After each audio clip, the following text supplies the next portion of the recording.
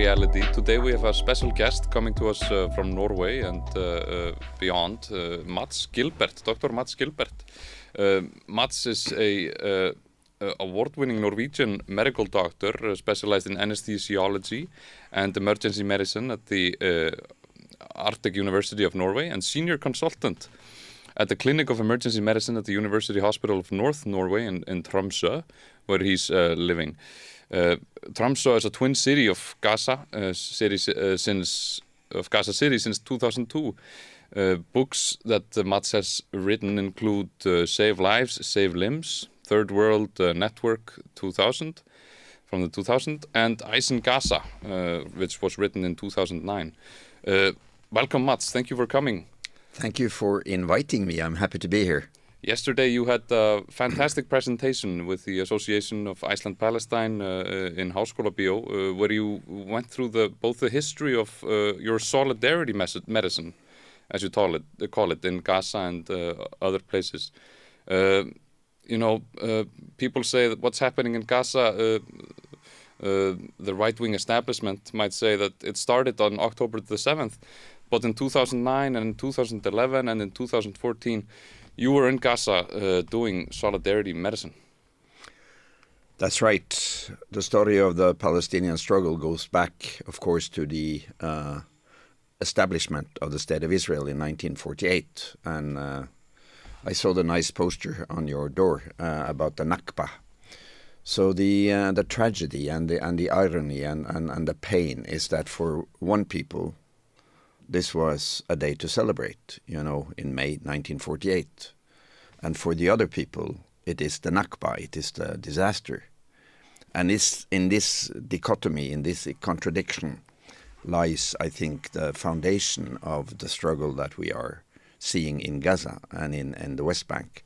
Mm. It's not about the 7th of October. That was a symptom of a deeper, much deeper conflict, a much deeper problem. I don't like to call it a conflict because the bottom of this problem, once you dissect it all the way down, it is all about, in my opinion, colonialism and the occupation of Palestine, because the occupation of Palestine is illegal. And from 1967, the State of Israel has so clearly thrown away all the masks and showed its intention to occupy and to colonize the whole of Palestine. Not what was agreed in 1948, the division of Palestine, which was bad enough. I mean, how can you come and say we're going to give half of Iceland to a people who claims they have roots here? So the core problem is not a difficult conflict, it's a difficult occupation. And occupations are illegal by international law. And one thing which is in particular illegal is for an occupying power to make their own people colonize the occupied land. And we like to talk about settlements and settlers, whereas you should use the right term, which is colonies and occupiers. And to establish colonies with your people in other people's land is strictly illegal. And this has been going on for so long, and the powers of the world have been allowing it. And they have been allowing Israel to perpetrate the most heinous atrocities without any legal consequences in the international legal system. So this is really impunity combined with this illegal occupation, I think, is the core of the problem. And the right wing, they don't want to discuss that. They only want to shout Israel has the right to defend itself. When did it become defense to kill 10 or 13 or 15,000 children? When did it come defense to starve people? When did it become defense of your country to bomb universities? So this is a whole different story. And they try to fool us. Yeah. One thing you went through yesterday was that the systematic destruction of healthcare in Palestine by the Israelis. Like, this is something seem to be doing intentionally, destroying the very foundation of healthcare in Palestine.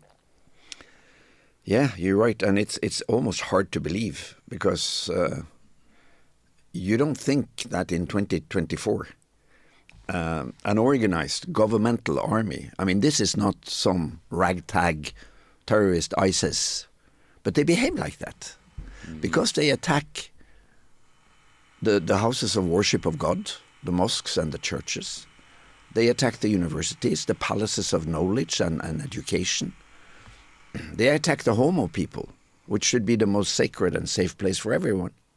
And they attack systematically the healthcare system. And I've seen that since my first mission to the Palestinian healthcare in 1981 and 82 in Beirut, in Lebanon. How they would target the ambulances, the psychiatric hospital in Beirut, the other hospitals. And you were never safe if you had an ambulance uniform or you traveled with some wounded civilians in an ambulance. The Israeli F-16 would target it and bomb it. And there are, stacks of reports from the UN, from the international humanitarian organizations, human rights organizations, documenting how systematic the Israeli attacks on healthcare really is. The last Right to Health report from the UN, which came in 2023, documented hundreds of attacks on Palestinian healthcare in the West Bank and in Gaza. Hospitals, ambulances, primary healthcare clinics, and healthcare staff, doctors, nurses, ambulance paramedics. And they killed them. They've killed more than 500 doctors, nurses, and paramedics in Gaza so far in 7 months. 500. What would the world have said if the Palestinians had killed, God forbid, 500 Israeli healthcare workers? Or if the Russians had killed 500 Ukrainian healthcare workers? Now, it is a problem.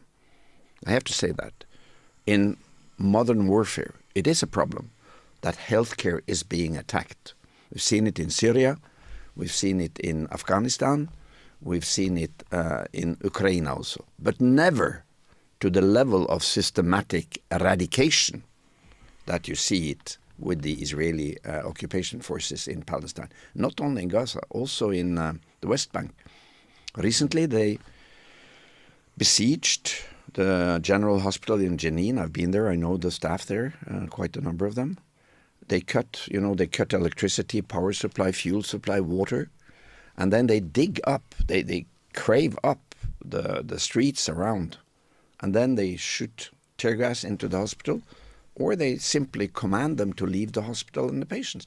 And we've seen that systematically in Gaza, not only with Shifa, Mustashfa al-Quds, the Jerusalem hospital in Gaza City, the second largest one, which is run by the Palestinian Red Crescent Society, the Red Cross, with Al-Auda Hospital, with the Kamal Abdoan Hospital, with the Baptist Hospital that was bombed and they killed around 600 people.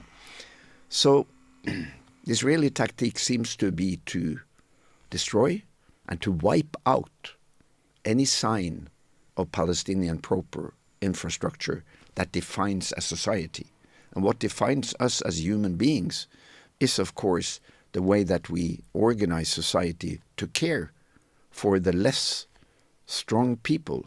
Not that they are weak, but they need defense, like children, like pregnant women, like elders, and like sick people.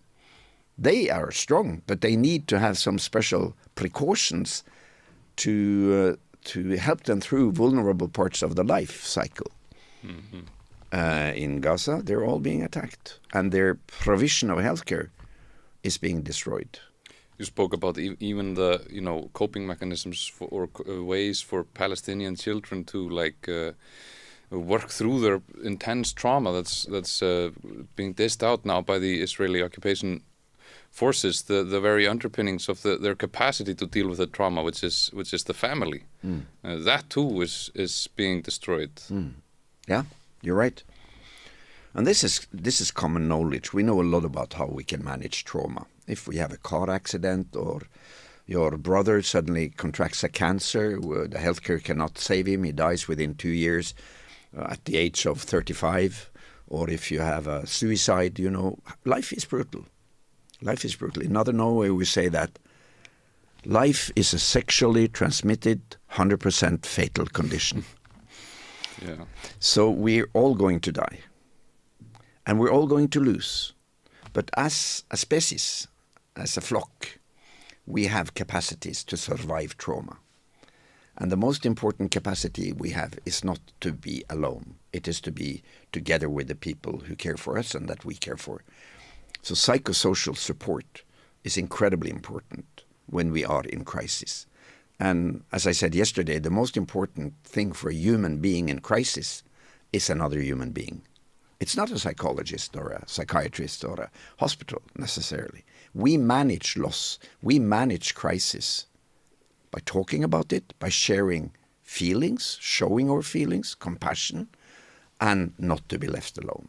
Because when we feel that we are together with others, we feel less threatened. We feel that we can find the strength that we all have and not drown in the cold water of loneliness and hopelessness.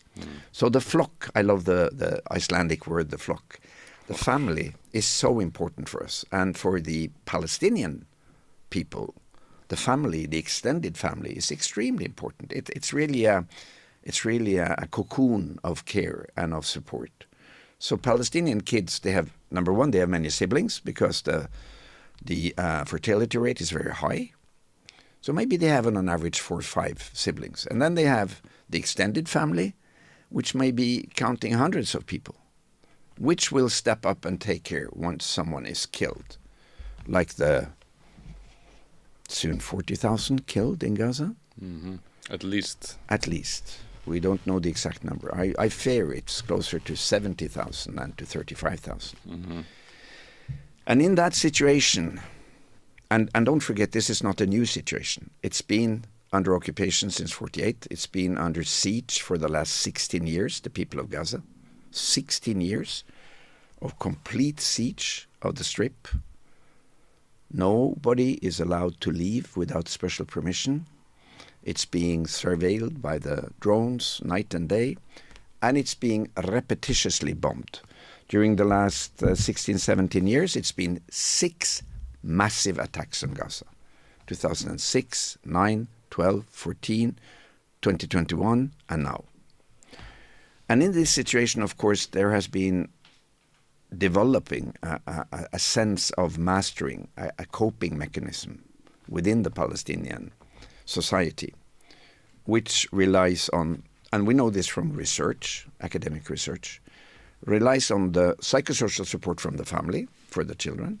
It's the faith, Islam. It is the greater cause that binds them together, young or old, left or right, Muslim or Christian or agonist, atheist. Mm-hmm. And that greater cause is Palestine. Yeah. That is to get a free Palestine, to get their land back. Mm-hmm. And then we know that the significant other is important for the child. It could be a kindergarten teacher, it could be a teacher in class, it could be a good neighbor, it could be somebody significant. Friends for the young people, the adolescent young people, they are very dependent on their friends. So with these factors, the trauma can be handled more easily. And you can have something that we call post-traumatic growth, meaning that the trauma can actually make you stronger, make you develop, make you find new meaning in life and new capacities. And there is a lot of academic studies done in Gaza by Palestinian psychologists, psychiatrists, with the support and alliance with Finnish, with Norwegian, with other specialists, academic specialists, professors and researchers, showing that, no, it's not only dark, it's not only despair and tragedy, but it's also mastering, coping, resilience, or as the Palestinians call it in Arabic, sumud. And sumud means steadfastness. It means to not give up, not to yield. And sumud is a virtue in the Palestinian culture. Yeah, we would say probably sigla in Icelandic, which means the same. You talked about yesterday as well the Great March of Return in 2018 to show the resilience of the Palestinian people. All Palestinian political organizations and help groups and all the major organizations supported this weekly march towards the walls of the occupation forces, the fence. and they were determined to peacefully protest and demand their rights, but they were shot at by the occupation. Yeah, and in many ways, the Great March of Return was the last attempt from the civilian society and the political society in Gaza to tell the world, we do not want to be kept in this ghetto. Many people call Gaza the greatest open-air prison on earth. I don't like that expression, because in a prison, society puts criminal people who have done something against the law. And the 2.2 million people in Gaza didn't do anything, apart from being Palestinians born in Gaza. So prison is not a very good term. I think ghetto is a better term. But they are incarcerated, and they've been that. They have been that now for 16, 17 years. And the Great March of Return was a broad-based united front. All political parties, all labor unions, all societies, and the Palestinian societies are very rich in organized societies. They have the farmers' organization, the fishermen' organization, the bakers' organization, and so on and so forth. They all joined into this Great March of Return. I was there. Mm-hmm. And those Fridays were fantastic. It was like a huge popular cultural festival all along the fence to the east, to Israel, the occupiers. There would be pop-up, food trucks. There would be music. There would be stages giving appeals and speeches, Palestinian flags, everything. And all walks of life came. All people in wheelchairs and young people. And there was a lot of activities. And they were burning tires, smoked, put the smoke into the occupiers' land. They would send up balloons, and they would have slingshots and throw stones. But they didn't have weapons. They didn't have arms. And the young people, of course, in the front line, walking, very bravely all up to the fence. And what did the Israelis do? And what did the US do? And what did the European governments do? Number one, they ignored the call for a lift of the siege. They just said, let them keep them in that cage. Let them keep them in that ghetto. We're fine with that. Number two, they saw and they heard what the Israeli commanders said. They said, we will use a lot of force. They didn't say, oh, this is a good call for negotiations. No, we may avoid the armed part of the resistance. Maybe we can find a platform to actually discuss the occupation and actually see if we can negotiate a peace, a treaty, a hudna, as it is called in Islam. Hudna is a very interesting construction. It is a long-lasting peace between two conflicting parties who have not solved the fundamental problem, but still they agree to not fight anymore. To be peaceful. Peaceful, and that can be for 10 years or 50 years or 2 years.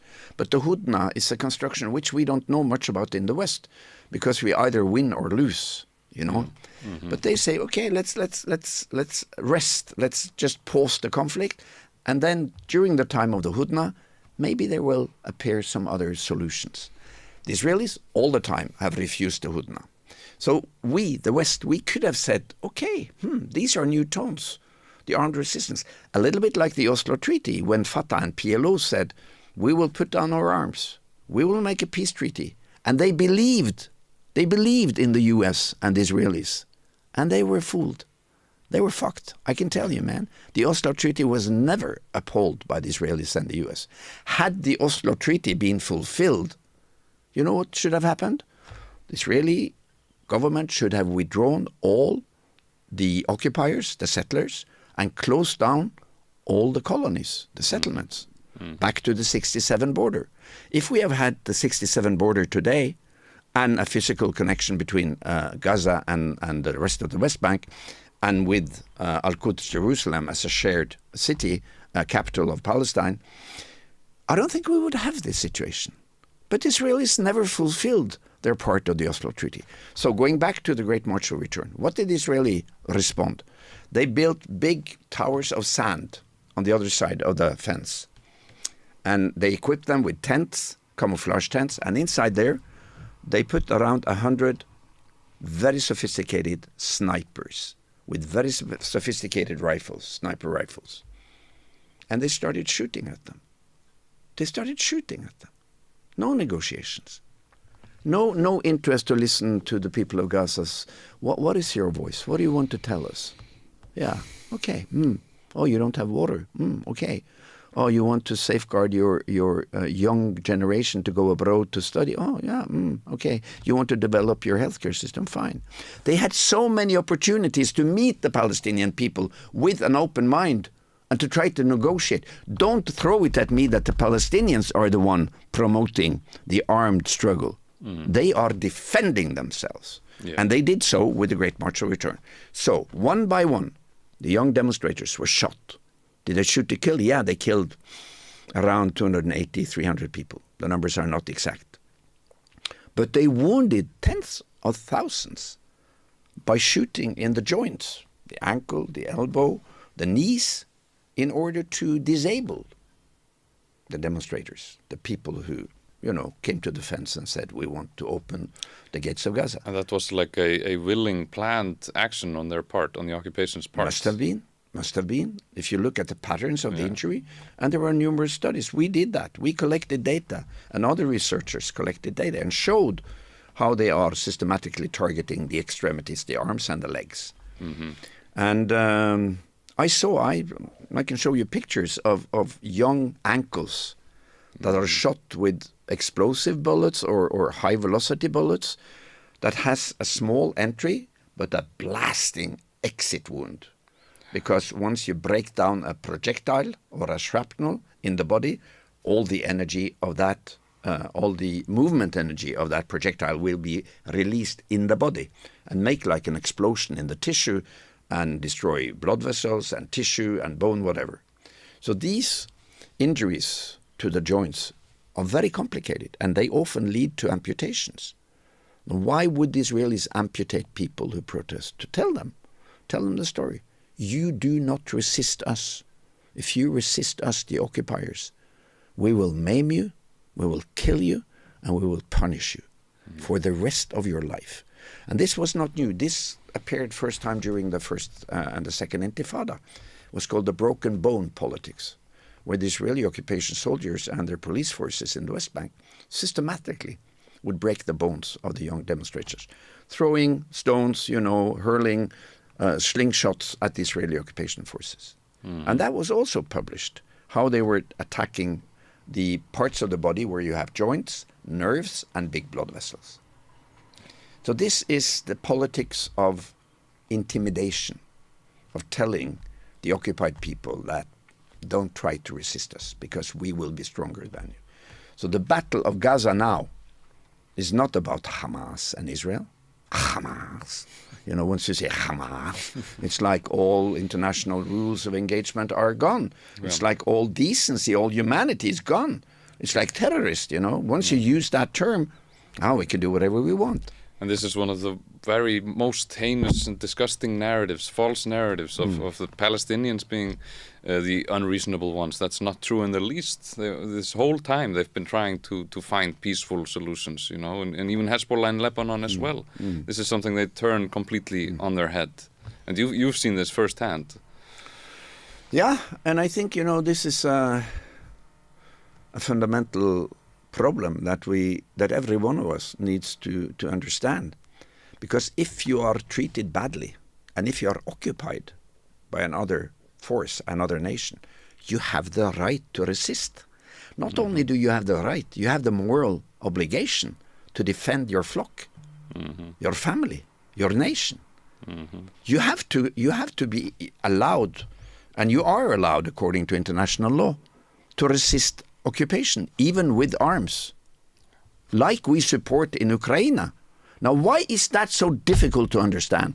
That the occupation of Palestine, more than 75 years, and the occupation of Ukraine, you can compare them. It's a power from the outside occupying your land. In one situation, we say, we support you. We impose embargo, weapon sanctions, economical sanctions, arrest orders. We do everything in our might to support your armed struggle in Ukraine. Yeah. Whereas with the Palestinians, you do the opposite. You support and supply the occupier with arms and political support. Why is that? Is it because the people of Ukraine are blonde and white and light-haired, and the people of Palestine are dark-skinned and dark-eyed and Arabs? Is it partially because of racism? Is it part of the colonial mindset that we can do what we want with the people of the global south, like Europe did with the people of Congo, the people of Mozambique, the people of South Africa, the people of Asia, of India, of Pakistan, with the British colonizers, with the people of South America, and what we all did to the Native Americans, the indigenous people of North America, the horrible slaughter of the Indian people and their livelihood, the bison flocks. So it's, in a way, we thought that after the Second World War, and we got the United Nations, and we got the Geneva Convention, the Hague Convention, old conventions, but renewed and refurbished, updated conventions. And we got all these declarations of human rights and children's rights and women's rights. We thought we were living in a more safe world. We thought that even armed conflicts could be regulated by some international law and some overruling international authority, the United Nations. But that was a lie. That was false. And that's what we're seeing in Gaza now. That all of these constructions that should safeguard and protect the vulnerable, the children, the women, the pregnant, the newborn, the elders, the disabled, and the sick, it doesn't count when it comes to colonialism and when it comes to Israel. They can do what they want with the support of Uncle Sam. Yeah. And that is really the headache and the moral challenge to every one of us. If you're right or left, I don't care. But if we accept the kind of warfare that Israel is applying in Gaza, it's a very dark perspective for all of us. Because in the future, for the next 50 years, I think more and more people will be forced to migrate from the countryside and into the big metropoles in the global south because of poverty. And we've seen it. We've seen how the big cities are expanding to mega cities, And in these mega cities, you will have a deeper and deeper division between the poor and the rich. And you will have the favelas. You will have the poor, the large habitats of the poor people in the ghettos. And they will resist. And that resistance will be urban warfare. And that urban warfare is what is tested in Gaza now. Yeah. And all the military experts of the global north, and probably also the resistance in the global south, are studying what's going on in Gaza now. Yeah. Because what the Israelis are bragging about is actually that they are the experts of urban warfare. They built this replica of Gaza in the desert in Negev. That's where they've been training, to use the tiny, tiny drones that can fly into the bedroom window of a leader or a commander of a military troop, or an important leader, an academic, an important professor, anyone, and they can kill them. And they test all sorts of new weaponry, the artificial intelligence, facial recognition, we all heard about that. So in a way, Gaza is the test ground for the urban warfare that will come during the next 50 years.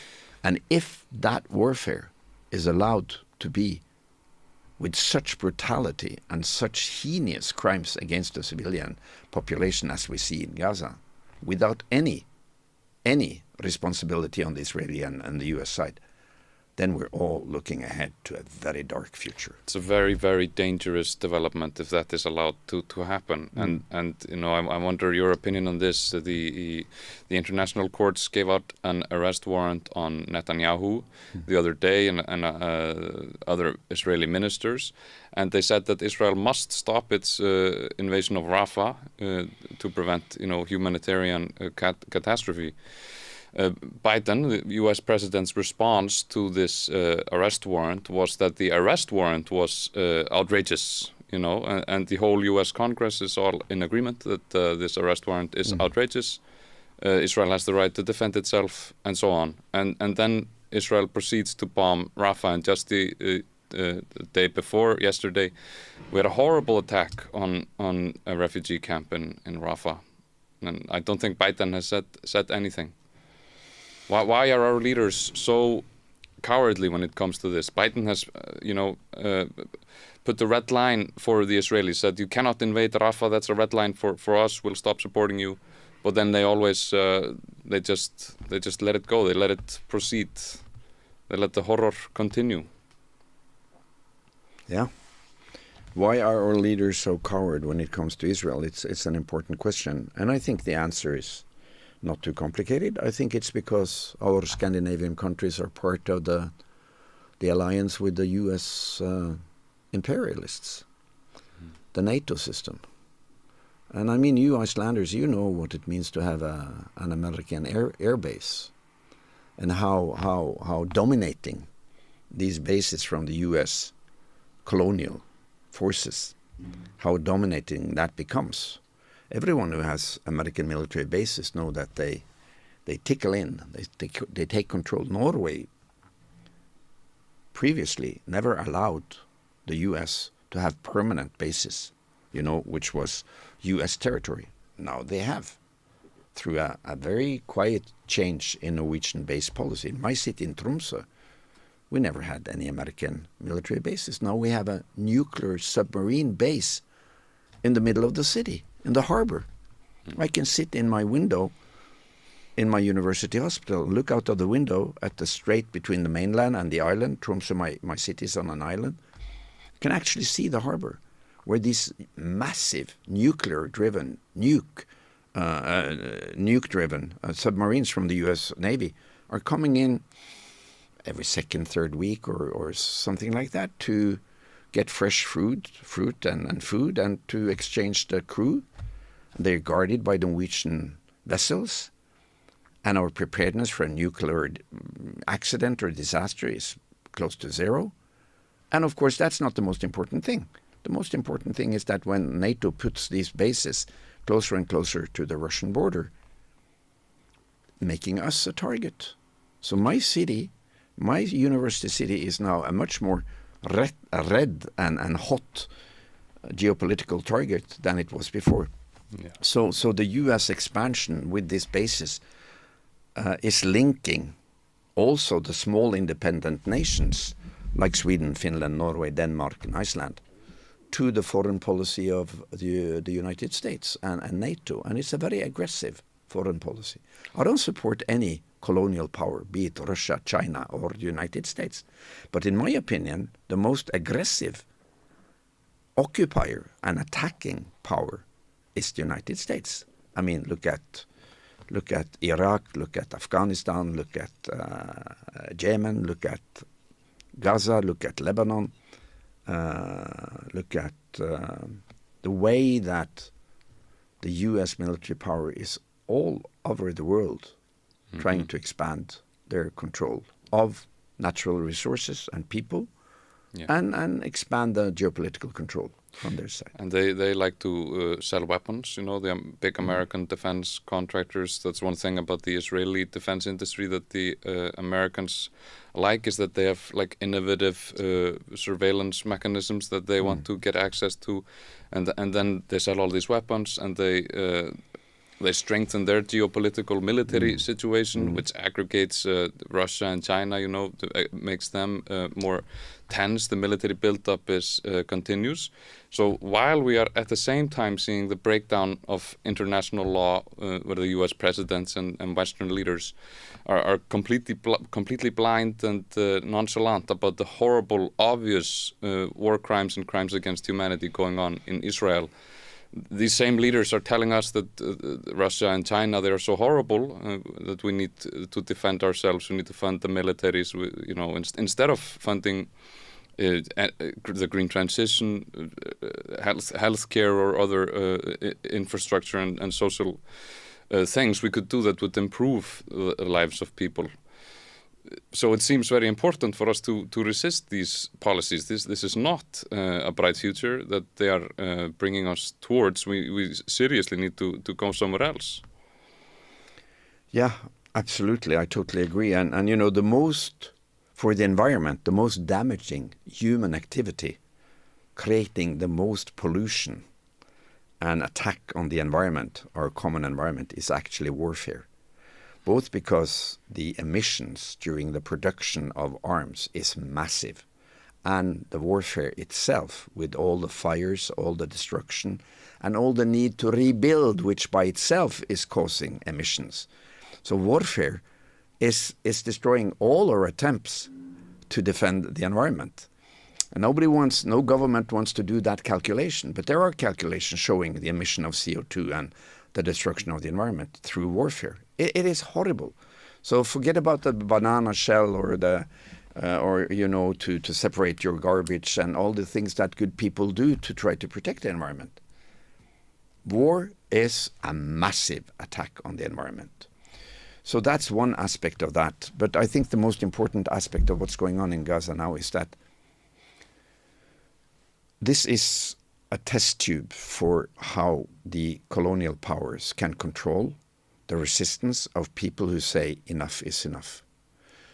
100 years ago, you needed maybe 2 months to get the news from Congo to Europe, to European capitals. Mm-hmm. And for the people to see that, oh, we're colonizing these ones, we're getting gold and minerals and slaves and everything 200 years ago. It's good for us, but they never saw the human consequences as fresh news. Now, we're seeing it the moment it's happening. We see the fire in the tents in Rafah. We hear the screams like you saw yesterday. These videos came to me yesterday morning, where they killed, according to the Minister of Health, 180 people, and many of them burnt to death alive. And the majority of these people were women and children who were forced to live in those tents because the Israeli occupation forces had chased them out of their habitat and bombed their homes and told them to go to Rafah. Mm-hmm. And we see it immediately. And those impressions and those sounds of those screams and those brave men pulling the charred bodies of maybe their own children and wives and grandmothers out of the fire, we see it immediately. It's for breakfast. It's when we have the coffee. It's not a month later when the dispatcher comes with a roll of film and says, let's develop this. So we know in the brink of the action what is happening. And that puts a much larger responsibility on us to behave as humans, to react as humans, and say, regardless of who these people are, I don't want this world. And I want to stand up to say, this world is not the world I want. And then you have to take some action. It's all very well what you feel about it. Right wing, left wing, whatever, politically active or not. You can have a lot of bad feelings. You go to work and say, oh, I saw these images from Gaza again. It's horrible what's going on. It's all very well what you feel about it. My question is, what are you going to do about it? What are you going to do about it? Because this is a common responsibility for all of us now. Because if Israel prevails with the support of the US, this is extremely dangerous news for the world. Because the world still is not fair and just. We still have the deep divide between the global south, poverty, and the global north. We still have the deep divide between the colonized and the colonizers. Not only Palestine and Israel. And we still have the deep divide between the access to wealth, with an increasing gap between the super rich and the super poor. And people of today will not sit idle and watch Elon Musk and all the other billionaire capitalists grab the money, put it in their own pockets, and exploit good people, workers, local people in the global south producing the material, the minerals they need to produce their batteries, whatnot. They will resist like the Houthis. They will resist like the Palestinians. They will resist like the indigenous people in South America. We don't hear much about it because the power don't want us to hear about the resistance. But there is a lot of resistance all over the world. And for them, Palestinians are heroes. Because they stand up to defend their people. They stand up to say, we will risk our life to defend our family, our flock, our nation. And if the Palestinians win, and inshallah, and I really believe that they will win, And they have already won the struggle of the narrative in Iceland, in Norway, all over, where good people really look into the realities and don't listen to the narrative of the Israelis and the Americans, which is false, which is a lie-full narrative. If the Palestinians are resisting enough to have a ceasefire and some sort of a fair development, it's a massive signal to the powers, to the colonizers, to Israel and to the United States and the others, that people can actually even resist the massive war machine of Israel. Enslaved, imprisoned, whatever you call it, in that little 360 square kilometer enclave or ghetto, they've been able to resist the world's most heinous army with the support of the most strong military power on earth for 7 months. Yeah. In their tunnels, with their homemade weapons. No, I don't support Hamas. I don't support Fatah or Jihad or any political group or armed group in Palestine. Like the Norwegian Solidarity Movement, we support the Palestinian people and their right to their own land. We support the Palestinian people in their right to fight, to defend their people, and to get an end to the occupation, also with arms. I totally support the Palestinian armed struggle, like I support the Ukrainian armed struggle, like I would have supported the Norwegian armed struggle during the occupation from Germany, 40-45. Always within the regulations and the rules of the Roma Statute, the Geneva Convention, and the Hague Convention.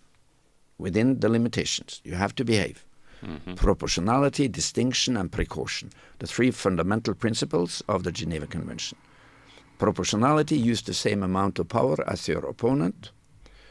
Precaution, do not bomb any civilian target, hospitals, schools, habitats, apartment blocks, the homes of people.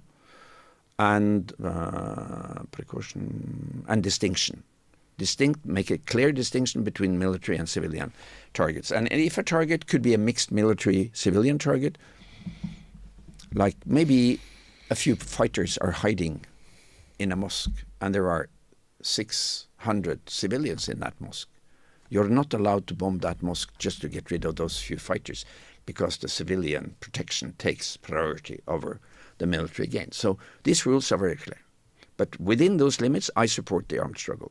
And if the Palestinians are winning in the sense that they don't surrender to this hugely much more strong military power than themselves, this is a signal to the United States, to Pentagon. It's a signal to Moscow. It's a signal to Peking that, the organized, broad-based popular resistance and the armed struggle can still fight down the colonial powers and the imperial powers who wants to grab more land, kill more people, get more, raw material and have more profits in the global scene. That's the core of the conflict. And even the people of the world who see this going on, they won't accept it. You will have uprisings all around the world because this, like you said, is being broadcast daily to us through the social media, which creates an opportunity for maybe humanity, to respond to this. But it also has the danger in it that people become apathetic, they close it down, they don't want to hear about it, or they start buying these false narratives.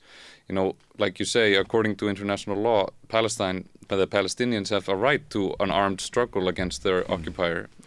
And Yemen, the Houthis in Yemen, so-called Houthis, Ansar Allah, they have been in great military solidarity with the Palestinians in Gaza, especially by blockading the Red Sea, blockading Israeli shipments through the Red Sea. And this is a significant military development as well, where you have these, one of the poorest countries in the world that's just emerging from a foreign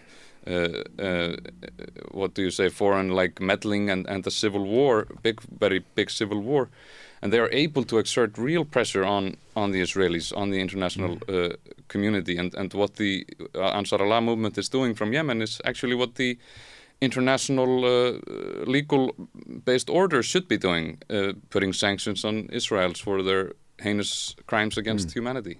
I totally agree, and you could say that what the Houthis are doing is a more militant way of applying the BDS concept, boycott, divestment, and sanctions. And I think this is an important point you're making because, you know, these powers have one overruling interest, and it's money and profit. So if you go for the money and go for their profit, you're hitting their soft belly. So the boycott, divestment, and sanction movement has been the most fearful, the most feared instrument of the solidarity movement for the Israelis, for the Israeli powers. You know, Netanyahu said that we have two major threats against Israel. It's Iran and BDS.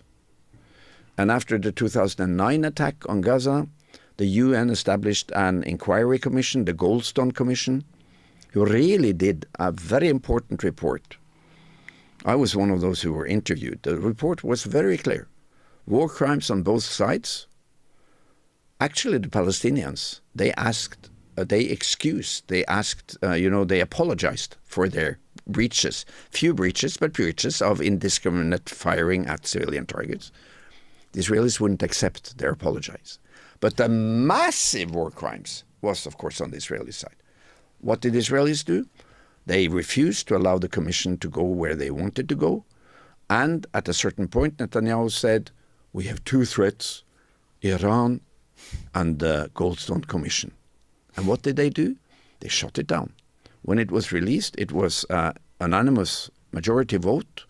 Then they went after Judge Goldstone, a prominent South African international judge, extremely experienced. The report, I just reread it the other day, was extremely detailed and scientific. They put pressure on him himself. They started to chase him, started to meddle with his family in South Africa, started to use agents to undermine his safety. And he withdrew his support for his own report. So the Israeli occupation power is extremely clever at deceit, at lying, and at gathering, you know, all the means of communication into a power of lifeful conquering of the narrative, the storytelling, and they even have they have their own official structure. It's called the Hashbara, which is actually a propaganda department within the State of Israel. And that propaganda department is attacking anyone who might be, you know, willing to support the Palestinian side or criticize Israel. And they're working with trolling factories around the clock because the control with the narrative is so important. And that's what we see, you know, with Icelandic Norwegian media, that the prevailing narrative is the US-Israeli narrative. We have to seek knowledge and evidence when we discuss these politics. And I will urge all your listeners to, for example, look up the report coming from the US OCHA, the Office for Coordination of Humanitarian Affairs, which is an important United Nations organization. 3 times a week, they issue the flash update on humanitarian affairs in occupied Palestine. Has all the details, all the numbers. This is from, I'm not sure quite when that was. And they have, for example, the chapter of protection. And they state here that there are 1.7 million internally displaced Palestinians. Source, UNRWA.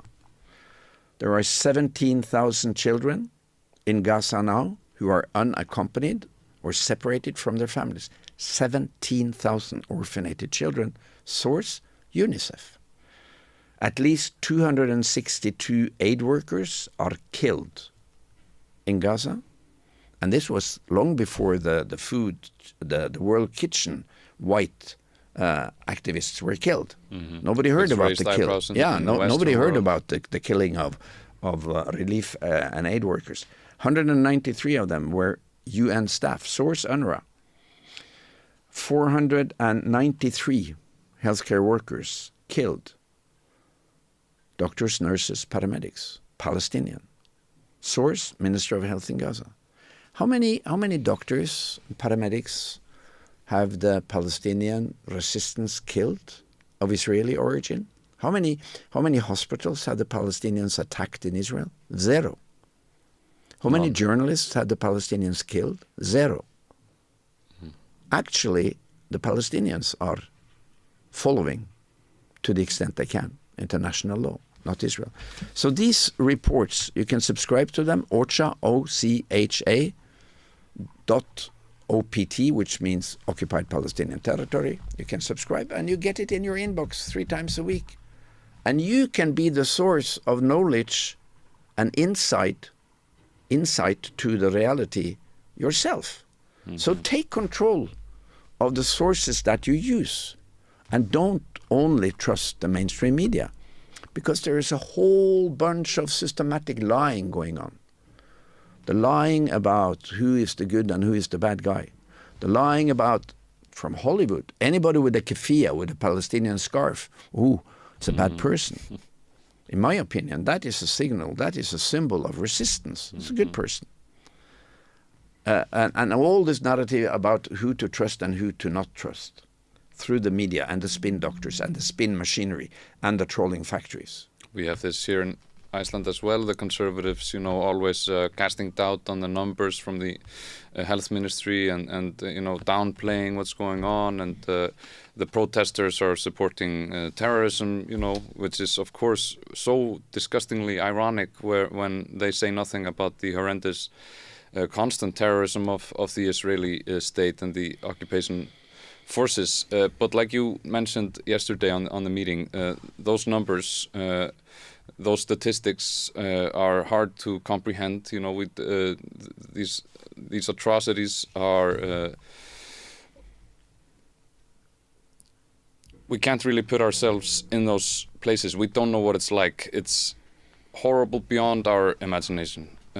You showed us some clips yesterday from the attack, a recent attack on the Rafah refugee camp, unspeakable horrors, and the killing of all of the healthcare workers. It's such an unspeakable thing. And you knew these people. You've been working with these people for a long time, doing solidarity medicine. And now you see them being killed. We see the occupation forces seemingly, willingly killing these people, torturing them before they're being killed. Yeah, it's heinous, as you say. It's horrible. It's beyond belief. And you start to think, why is none of our government speaking up against the attacks on healthcare? Why aren't the Scandinavian ministers of health joining into a statement saying that we totally denounce the Israeli systematic attacks on Palestinian healthcare and healthcare workers? Because if we don't speak up, we become complicit, because silence is complicity. And Desmond Tutu, the famous archbishop from South Africa, one of the, the giants of the anti-apartheid struggle, he said that if you, in a situation of injustice, choose to be neutral, you are on the side of the powers exercising that injustice. In simple words, if you try to stay neutral, you end on the wrong side. So here you have to make up your own mind, every one of you listening to us now. What will be my role in history? Did I turn my back to it because I said it was too complicated? Did I believe the false narrative? Did I do any intellectual hard work to find out what is the truth? Or did you just close the news and zap over to some movie or some series or some reality show? Because at the end of the day, the world we get is the world we shape, each one of us. And Iceland has been a very, very brave, small nation. You would not have been freed from the Danish colonizers if you hadn't fought. You wouldn't have survived the horrible starvation that you had if you hadn't the strong will to survive. And I think you're still working on decolonizing your language from Danish to Icelandic. So there are all these strains of power in the people, and we need to understand that the Palestinian people in many ways are fighting the same struggle as we have been fighting in many Scandinavian countries. You've been fighting Danish colonialism. We've been fighting Danish colonialism. We were colonized by Denmark 400 years, Norway. And then we were occupied by the Germans for 5 years. How did we win? We fought the armed struggle. What did it cost us? A lot of lives. Yeah. But we lost around 10,000 people, many of them Jews, should never have happened, during the 5 years of resistance. 10,000. Gaza, in half a year, maybe 50,000, or at least 40,000, or maybe 60,000. Mm-hmm. Tenth of times more than we sacrificed to have a free Norway. Yeah. And we still celebrate our freedom fighters, who the Germans called terrorists and killed. We still build statues and have celebrations on the 17th of May on our National Day, because we say to each other that these people who sacrificed their lives for our freedom are our historical heroes. Because why? Because they picked up a gun and they fought the German army. Yeah. Like so many other brave people in the popular resistance around in Europe did against the Nazis. Because at a point there is no other choice. You can't just allow the occupier to completely strip away your society, to completely dominate it, to remove its capacity to resist. One other thing you mentioned is an epistemicide, where the occupation seems to be systematically destroying the knowledge creation of the Palestinian society, or it's definitely destroying the universities, but it seems to be targeting scholars, poets, philosophers. Exactly, and I think this term of eradicating the knowledge of a people is very important, because it's part of the colonial strategy to say, after maybe 20 or 30 years, oh, there was nobody here. Like they said in 48 when they were terrorizing the Palestinian people in the village, like Deir Yassin and the other terror attacks on Palestinian villages, which spread like horror rumors. And the Palestinian people closed the door and ran away because they wouldn't get killed by these invading Zionist forces, the Stern group and the Irgun group and this one. And then the Israeli occupation forces said, oh, there's nobody here. There's nobody here. We can take it. They left. We can take it. And the epistemicide, it's a new term quite recently coined by a researcher. It is about eradicating the knowledge of a people. It is about taking away their institutions and wipe out any sign of an indigenous knowledge culture. And this word might be new, but it's not a new practice. No, exactly. It's a new word, but it's not a new praxis. And there are lots of academics like myself who are keenly studying how to decolonize the storytelling, how to decolonize the relief industry, how to decolonize the understanding of how medicine is used. And the epistemicide is part of this new understanding that the colonizers are not only grabbing the land, enslaving the people, killing the people, and taking the natural resources, they're also systematically wiping out the history and the knowledge of that people. And that indigenous knowledge, I think, could have saved us from the environmental disaster, because the indigenous people have been much more clever than the industrialized people to live in peace with nature. You know, you don't have to read Walden, to understand how the balance between the people, our flock, and nature must be in order to harvest nature in a sustainable way. So eradicating the knowledge of the indigenous people, be it the Aboriginal people in Australia or the Native American Indians or all the colonized people in Africa and South America, it is all about the historical lie that there was nobody here. We could take it. And that's the same lie as happened in 1948, when they really scared and killed in order to chase away the indigenous people, the Palestinians, and say, oh, there's nobody here. And then to wipe out and bulldoze, as you see, they've been bulldozing the whole of northern Gaza. Yeah.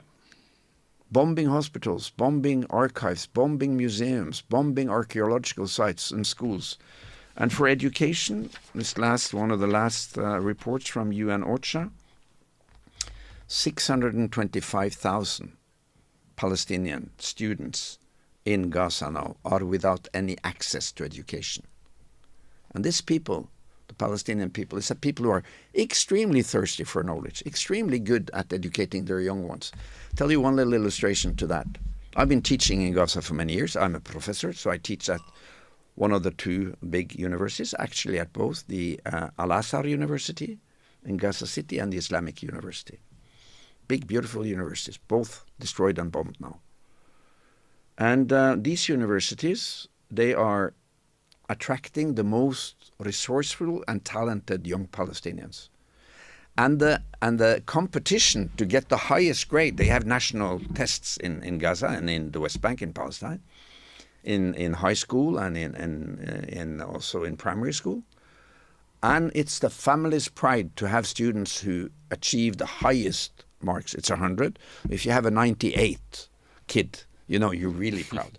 And this is such an important thing for the culture and for the families, that the week, I think it's the week before the national tests, you are not allowed to have celebrations and weddings and parties, because it's going to be quiet in the cities and in the environment where people live, because the kids are studying hard for the exams.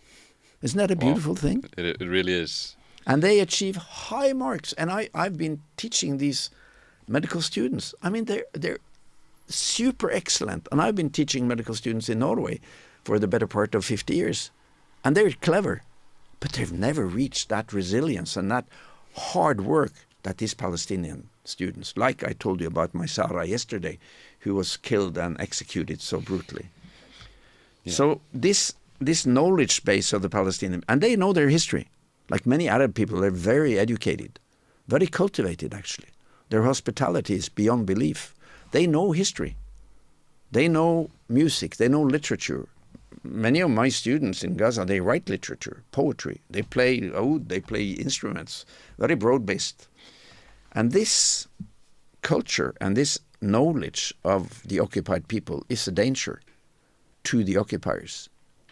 And in my understanding of what is going on in Gaza, it is not merely a military struggle between the Palestinian resistance and the occupiers. It is actually the occupiers trying to maximize on their colonial ambition to displace the people, to get rid of the Palestinian people, and to eradicate their culture and all their symbols of a thriving and well-organized society. Healthcare, education, streets, water plants. You know, they have a lot of fish farming in Gaza. Nobody knows that. They have land-based fish farming. Mm-hmm. Because when I'm in Gaza, I used to train in the morning with some local friends along the beautiful Corniche. You know, Gaza has a 45-kilometer, a marathon-long shoreline from the fence to Israel down to the border of Egypt.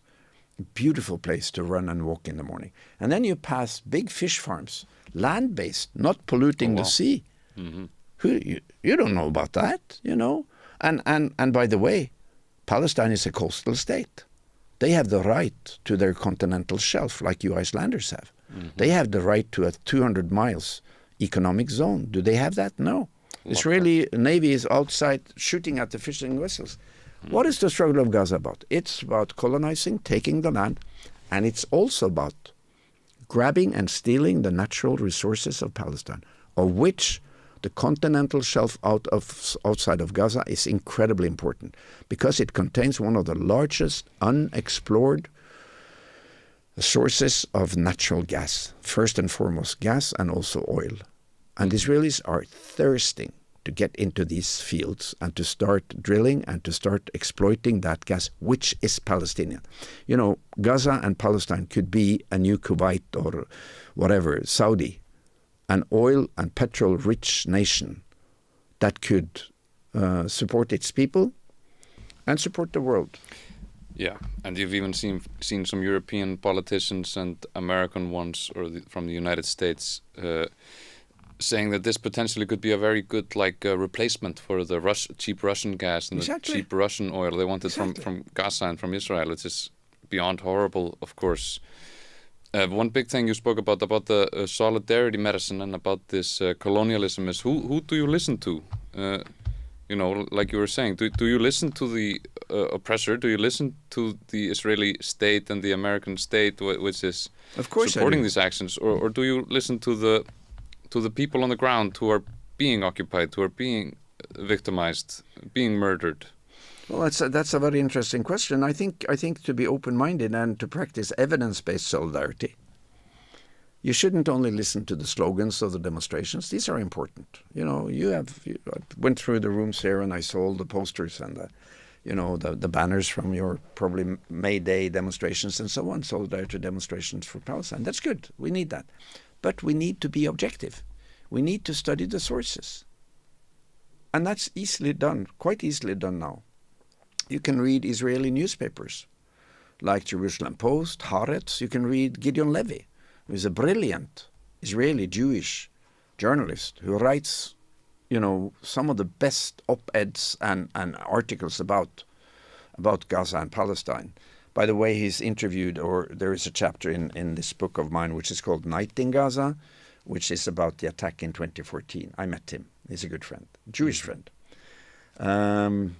You can read, of course, the statements of the Israeli army. Read it, and then compare that to realities on the ground. Read the UN papers.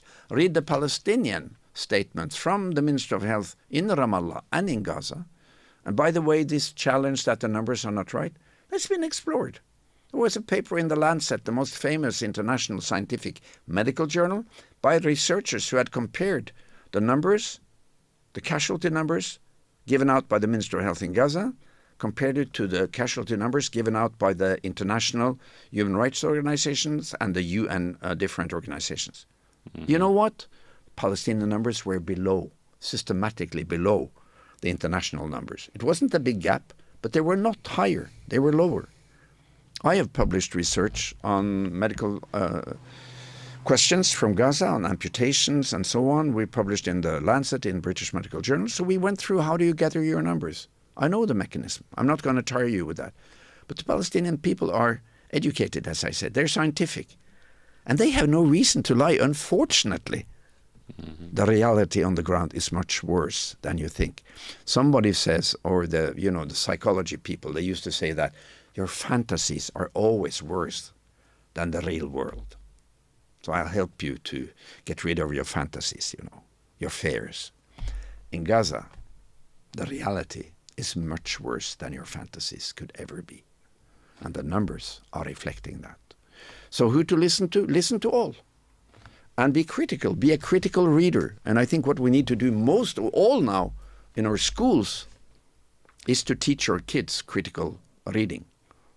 Because now they are really buried in an avalanche of false news through the social media. They're buried in an avalanche of impressions and influence by influencers who are really just throwing garbage at our young people, at our kids in primary school and high school. So what we need to do in all other nations is to teach critical reading. So your question is very pertinent. So I read these ones 3 times a week, the UN reports. I read this paper, which is Washington Report, which is a US-based magazine, which is issued by the it's the American Education Trust, issued by the Washington Report on Middle East Affairs, which is really digging deeply into the US political space on Palestine. I'm reading scientific papers systematically because I'm an academic. And maybe my most important source is the voice of the Palestinians in Gaza. So when Dr. K calls me and he has a line, I carefully listen to him because he is in the middle of the fire. And it's the people with the shoes on who can tell you where the shoes are too small or gone. It's not people on the outside trying to imagine what's going on. So my main source of knowledge about oppression and what is true and not true is to talk to the people who are occupied, who are being bombed, who are in the situation, in the hospitals in Gaza, in the tent camps. I just talked to Amal, one of my patients from 2009. She was 9 then. She's now a married woman, young Palestinian woman. She has 2 big shrapnels, Israeli shrapnels, in her brain from 2009 that we cannot remove without destroying her brain. She's doing fine. She's finished school. She's working with her pain from the head, but she's managing. She has 2 kids. She's married. Her twin brother, Abdullah, I also participated in the treatment when their father and their little brother were killed in the Samuni massacre in 2009. He's abducted. Amal doesn't know where her brother, her twin brother, is. He was abducted, like lots and lots and lots of Palestinian young men. Not a militant, not a political activist, a worker. He's somewhere in the desert of Negev in some concentration camp, if he is alive. And she said, Dr. Mads, we have no money, we have no food. And now my eldest son, he is 7, I think, his belly, his stomach is just expanding and expanding. What can I do? And these sources, who are the real people, who are being flooded with blood and losses, who are seeing the belly of the F-35 and the drones, who are hearing the screams from the burning tents, these should be our primary sources of knowledge, because they are the ones that we should all support, regardless where we stand politically. As opposed to the war criminals themselves, like I want to mention Netanyahu, the arrest warrant came out. Somebody asked him if he was worried about being arrested on a flight or something. And he said the prosecutor should be worried about being arrested. So we see the Israeli regime, and we see also the United States government and even the European Commission being very, very reluctant to say anything about this. They're being totally, complicit in what's going on. And we see the truth. We see the truth is that they are in flagrant violation of international law and everything that's supposed to be humanly decent. So one of the big things you were talking about yesterday is that we need to do more. Now is the moment really to rise up, to oppose this. It's something that will matter for the future, very probably for the next decades, in a very crucial and critical manner. We all need to ask ourselves every morning now, what can I do, and can I do more in defense of humanity, in defense of basic human values like equality, like the right of civilians to be protected in warfare, like the right of the civilian structures in a society to be shielded, protected, and kept holy. Houses of worship, churches and mosques, temples, houses of knowledge, the temples of research and knowledge, the universities and the schools, houses and palaces of compassion and care, the hospitals, the primary healthcare clinics. If we want these civilian institutions, which are really symbols of the fact that humanity has developed, you don't die from cancer if you don't have to, because we have developed. You don't die if you're a child and you have diarrhea, because we can treat it in Landhospitalet, or there comes an ambulance and we can treat it. If we want to defend these basic human values for our families and our next generation, we need to stand up now every morning and say, what can I do for Palestine? Mm-hmm. This is a critical moment. What you do now is what you would have done during Holocaust if you lived then. And what you don't do now is what you wouldn't have done during Holocaust. And the big, big, big failure and guilt of Europe with regards to Holocaust was that Europe turned their back to the Jews. And the United States turned their back to the Jews. And they were the villains. They were the sort of the bad guys in that time. Mm. They were the ones who could be accused of anything and treated like anything. If you talk about the Warsaw Ghetto, or you talk about Anne Frank, whoever. Because good people turned their back to the Jews. Let's not repeat that. Never again shall we turn our back to people who are exposed to genocide, to unfair oppression, occupation and killing, starvation and thirst. We need to feel deeply What would we have wanted someone outside our house, our family, our village, our city to do if we were bombed, if we were without water and food, if we had our hospitals bombed? Because at the end of the day, it is the human solidarity and coherence in this world that is going to save us. And we, every one of us, normal, ordinary people, we are a massive force. Once we unite, once we organize, and we can oppose the powers. We can oppose those who occupy and kill. And that's our obligation. That's our duty. That's the story you're going to tell your grandkids. Grandma, Grandpa, what did you do the spring of 2024 when the Palestinians were slaughtered in Gaza and you knew about it? Oh, you did nothing? Why didn't you do anything? Oh, you thought these people were less worthy than we, the whites? Oh, you went to demonstrations? Fine. Oh, you organized in your labor union? Oh, you organized your neighborhood. Oh, you told your grocery store manager that you didn't want the sweet potatoes from Israel, cultivated on occupied Palestinian land. Oh, you did action. Because I don't care what you feel about it. I care what you're going to do about it. And actions speak louder than any word. We need action. Here. Dr. Mads Gilbert, thank you very much for coming, for those strong words, for your work. I know a lot of people already have a lot of gratitude to you, both for your work and your sharing of what's going on there, the Palestinians especially. Tomorrow you will be speaking in Hof at Akureyri. I encourage people highly to go and see. Thank you so much for coming to us, to speak with us. We need action now, solidarity in action. Let's hit the streets. Let's do what we can. Continue boycotting. It really has an impact. And push your Icelandic government to do more. And the Icelandic government could go together with the Norwegian government and the Irish government, who are small nations who have opposed colonialism, and say to Israel and to the United States, stop the bombing of civilians, stop the attack on hospitals, behave. Comply with international law. And these small government voices can cohere into a deluge of resistance against colonialism. And that's what we need now. So takk fyrir, koluna Gaza, we are all Gaza. We're all Gaza, takk. Thank you so much.